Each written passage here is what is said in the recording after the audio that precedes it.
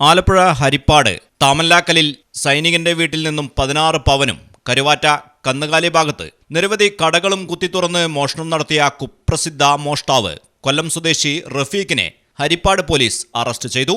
തിരുവനന്തപുരം ഭീമാപ്പള്ളി ഭാഗത്ത് വെച്ചാണ് ഇയാൾ പിടിയിലായത്.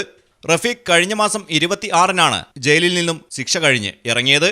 ഈ മാസം 6-ന് പുലർച്ചെയായിരുന്നു സൈനികന്റെ വീട്ടിൽ മോഷണത്തിന് മുൻപ് പ്രതി കരുവാറ്റ ഭാഗത്ത് ഒരു വീട്ടിലെ ഷെഡ് കുത്തി തുറന്ന് കമ്പിപ്പാര, പിക്കാസ് എന്നിവ എടുത്ത ശേഷം വീടിന്റെ ശുചിമുറിയിൽ കയറി കുളിക്കുകയും അവിടെ വെച്ച് വേഷം മാറുകയും ചെയ്തിരുന്നു. ഫ്യൂസൂരി പ്രദേശത്തെ വൈദ്യുതി ബന്ധം വിച്ഛേദിച്ച ശേഷമായിരുന്നു കവർച്ച.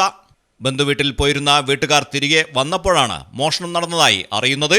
CCTV ദൃശ്യങ്ങൾ കേന്ദ്രീകരിച്ച് നടത്തിയ അന്വേഷണത്തിലാണ് പ്രതിയെ പിടികൂടിയത്.